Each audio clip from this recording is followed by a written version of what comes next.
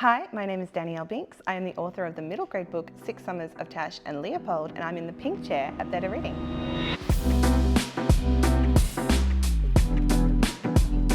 Really good. I'm from Melbourne and all of the buses on your narrow roads make me a little bit nervous, but it all works. It all flows, it all happens, and it's Sydney and it's beautiful, so I'm loving it.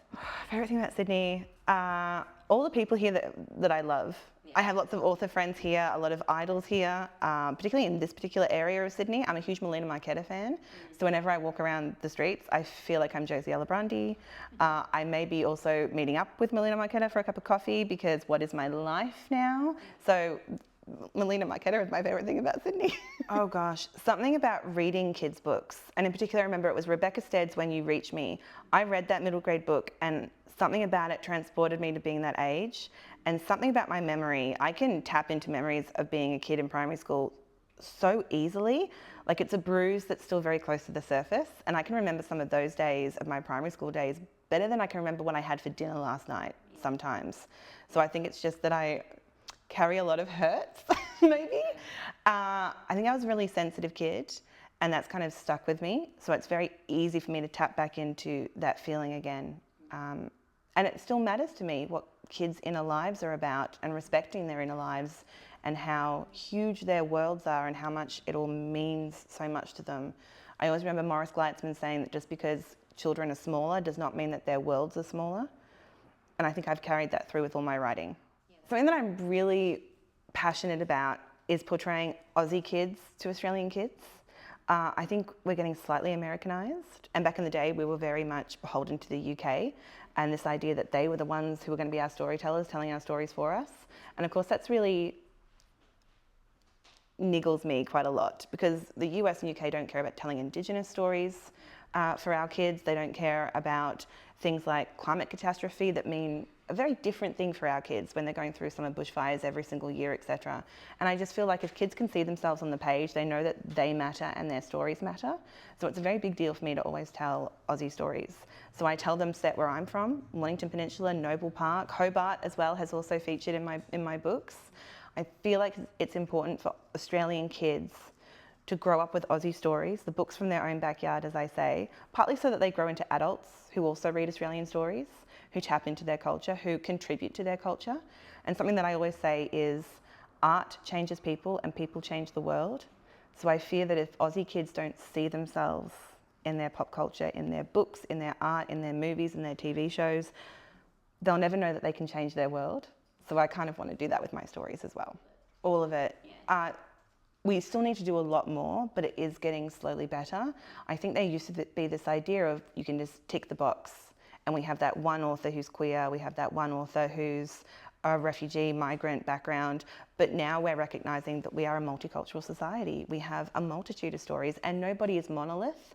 You can't have one author representing an entire, cultural commodity background. So you have to find more and more stories. And I think it's also the way that we're teaching kids now is to be more empathetic. I try to do that in all of my stories as well, trying to see things from different perspectives. So in 6 Summers of Tash and Leopold, they have a gender non-binary teacher librarian who I never explain that their pronouns are MX, they just are. Because I think kids are really good about just accepting people. When you tell them at face value, hey, this is my partner and we're same-sex couple, they don't query it. They have grown up with that now in a much different time period and they just embrace it and accept it. So it has to be reflected in our stories as well. The Monster of Her Age that I wrote for young adults, so a slightly older readership, also features a sapphic queer relationship between 2 teenage girls. And that's something that I don't think I grew up with a lot of, particularly in my films and TV shows that I watched. It generally was queer characters either not being represented, being spoken about very subtly, not outright, or else they were kind of killed off. As someone who was a big Buffy the Vampire Slayer fan, that scarred me for life.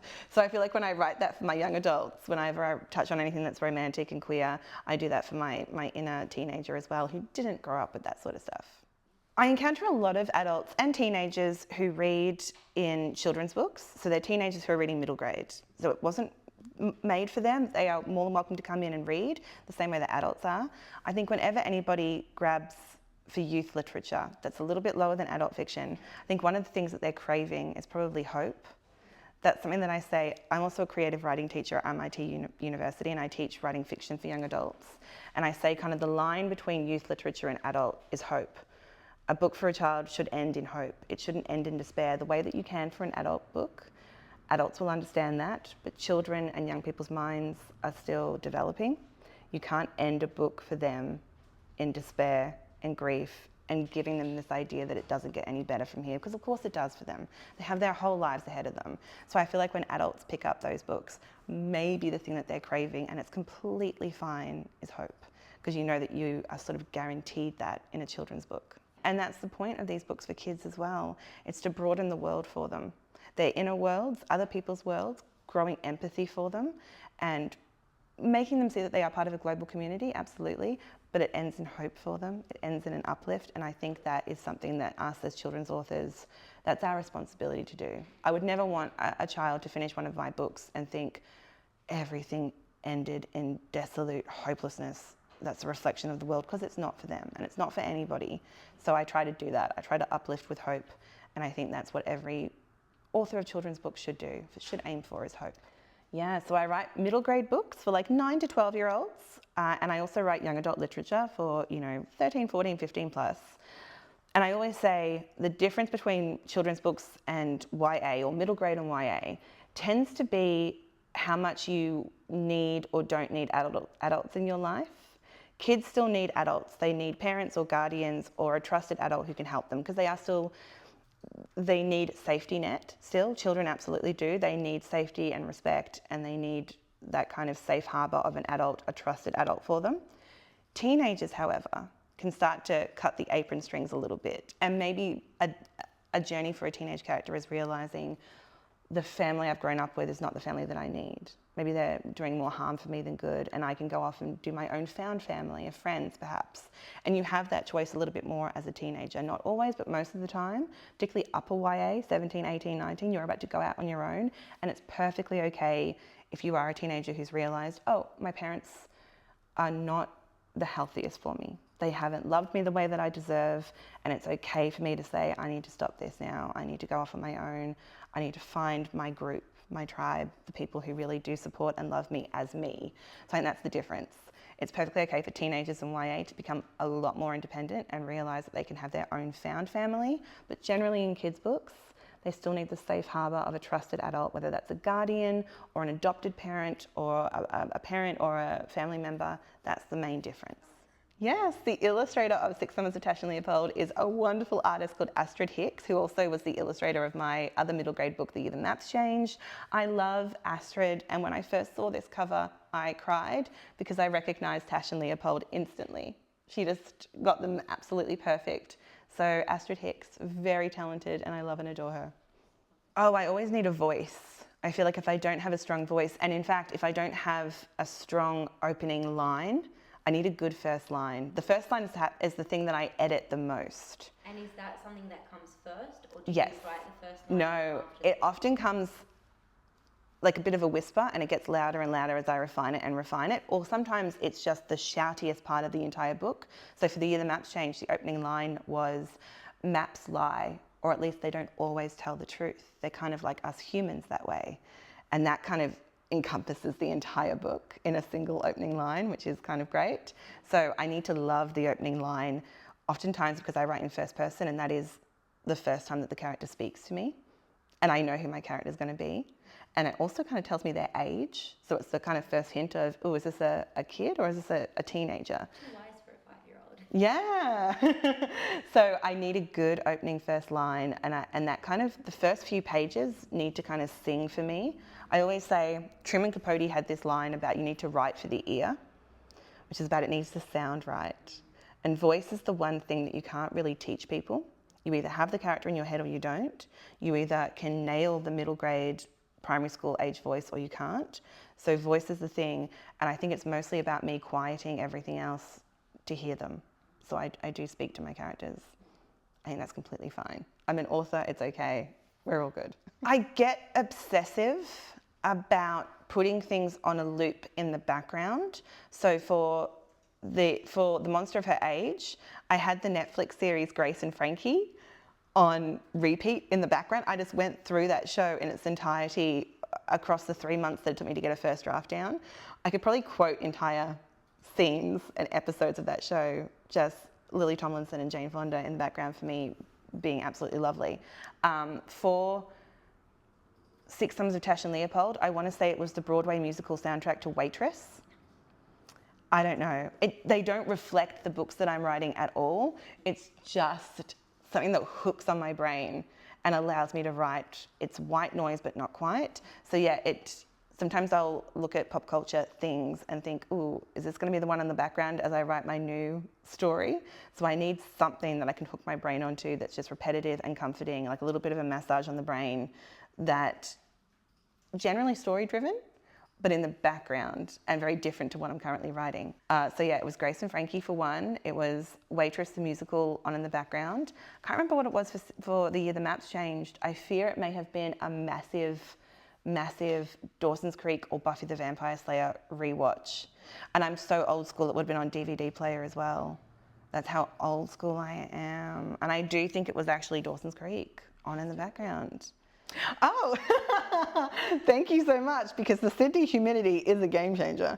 The thing that I've recently discovered that does a really good job is that bounce curl brush. It has these tongs and everything on it, except I have really fine, thin hair. So everyone that was putting in product and then doing it, that was way too much for me. I just flip my hair over, do the bounce curl brush, put my product in, and a volumizing foam as well to lock everything in is really needed. And then I do, what else? It has to be a full moon. I have to walk 10 paces backwards. I have to pray to the Mother Moon Goddess, and then generally I'll get 1 or 2 good curls. It definitely makes me see the commercial aspects of the industry. So I would be lying if I didn't say that I can kind of read the industry tea leaves a little bit better now. I kind of know what's trending, what's needed, and also because I'm a literary agent who, as an author, I get to go out and speak to librarians and teachers, and I get to ask them, what are the kids wanting? What are they reading at the moment? And then I also get to see that compared to the behind the scenes sales. So I get like a really good overview, a very good bird's eye view, both inner and outer, that I think helps me quite a lot. But no, beyond that, I still say I'm a literary agent and I also do editorial, so I can fix anything structurally. The one thing that I need an author to bring to the table is that voice. They don't have the voice. I can't teach them that. I mean, you can try, but it has to be a little bit innate in you, and it has to be something that you have crafted over time, that you've listened to other authors, that you're a big reader, that you know your characters. So I can fix anything structurally. That does not bother me one bit, but voice is the one thing that you can't really teach. It's got to be a little bit of the artist coming out in you.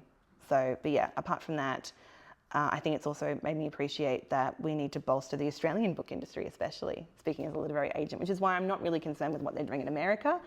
Bless them, whatever the heck they're doing over there, that's great. But I really want to foster a love of reading for young people in the Australian literary landscape, because I always say young kids who begin reading Australian books will grow up to be adults who read and look for Australian literature. We have to keep this cycle going. We have to keep improving on our cultural touchstones, of which books is a really, really, really big one. And I just think the saddest thing would be if kids thought that only Americans or British people wrote great kids' books. We have to show them that we can do it as well, and that they can do it in the future if they want to. They can tell their stories as well. We have to keep this thing going, because like I said, art changes people and people change the world.